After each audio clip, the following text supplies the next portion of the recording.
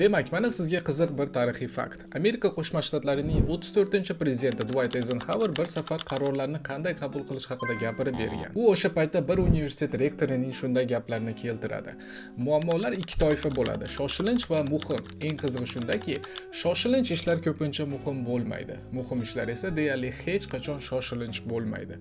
Aynan shu fikr keyinchalik Eisenhower matritsasining asosi bo'lgan. Oradan yillar o'tgach, muvaffaqiyatli insonlarning 7 ta ko'nikmasi kitobi muallifi Stephen Covey Eisenhowerning shu fikrlarini olib, hozirda juda mashhur bo'lgan vazifalarni boshqarish usulini, ya'ni Eisenhower matritsasini ishlab chiqqan. Biror ishni bajarishning birinchi qadami bu vazifalar ro'yxatini tuzish. Lekin bir kunda hammasiga ulgurishga vaqt yetmayotganda, qaysi birini birinchi bajarish kerakligini qanday aniqlaysiz? Agar ustuvorlikni to'g'ri belgilasangiz, ish samaradorligingiz oshadi va eng shoshilinch ishlarni darhol bajarishga e'tibor qaratasiz. Eisenhower matritsasi vazifalarni ustuvorlik darajasiga qarab saralashda yordam beradigan oddiy vositadir.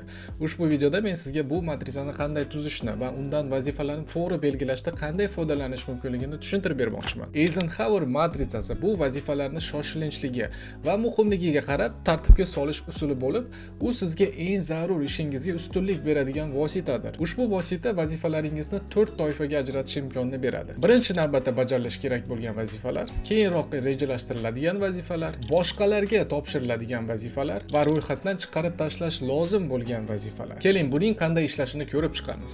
4 ta katakchadan iborat jadvalni tasavvur qiling. Har bir vazifani ikkita savol yordamida ajratasiz. Bu ish shoshilinchmi yoki muhimmi? Demak, har bir katakchani alohida ko'rib chiqamiz. Birinchi katak bu bajarish katagi. Bu yerga siz ham shoshilinch ham muhim bo'lgan vazifalarni joylashtirasiz. Agar vazifangiz hoziroq bajarilishi kerak bo'lsa, oqibatda jiddiy bo'lsa va uzoq muddatli maqsadlaringizga ta'sir qilsa, demak bu ish shu qutiga tushadi. Qaysi ishlar bu toifaga kirishni aniqlashda adashib bo'lmaydi. Chunki bu odatda miyangizni band qilayotgan va ehtimol sizni eng ko'p stressga solayotgan vazifalardir. Masalan, bugun kechga topshirilishi kerak bo'lgan ish loyihasini tugatish.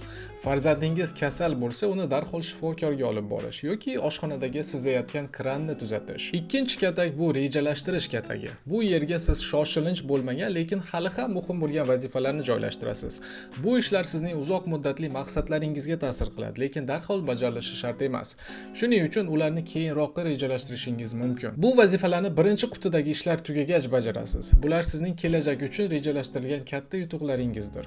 Masalan, sog'lom bo'lish uchun sport zaliga borish, kelasi oy uchun byudjet tuzish yoki ishda rivojlanish uchun yangi ko'nikma o'rganish. Uchinchi katak bu boshqalarga topshirish katagi. Bu yerga siz shoshilinch lekin muhim bo'lmagan vazifalarni joylashtirasiz. Ya'ni bu ishlarni hoziroq bajarish kerak, lekin ular sizning uzoq muddatli maqsadlaringizga unchalik ta'sir qilmaydi. Bu ishlar sizga shaxsiy jihatdan muhim emas va ularni aynan siz bajarishingiz ham shart emas. Shuning uchun imkon bo'lsa, bu vazifalarni jamoangizdagi boshqa odamlarga topshirishingiz mumkin. Masalan, kimyoviy tozalashdan kiyim olib ketish yoki oddiy mijozlarga xizmat ko'rsatish qo'ng'iroqlariga javob berish. Agar imkoni bo'lsa, bu ishlarni boshqa birovga topshiring. Vazifalar ro'yxatingizni ko'zdan kechirib, birinchi 3 ta kattaga kerakli ishlarni joylashtirgach, yana bir nechta ortiqcha qolgan vazifalarni ko'rasiz.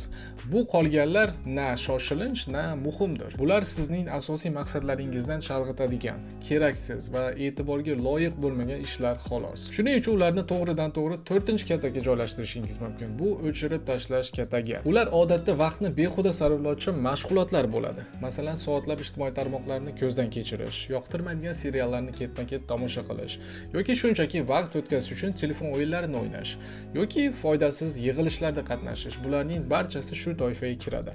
Ularni bemalol ro'yxatdan chiqarib tashlashingiz mumkin. Xullas, Eisenhower matritsasi oddiy lekin juda kuchli vositadir.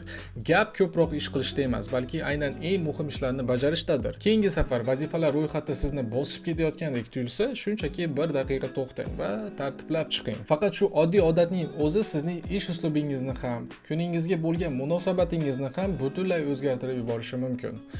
Barchaga omad!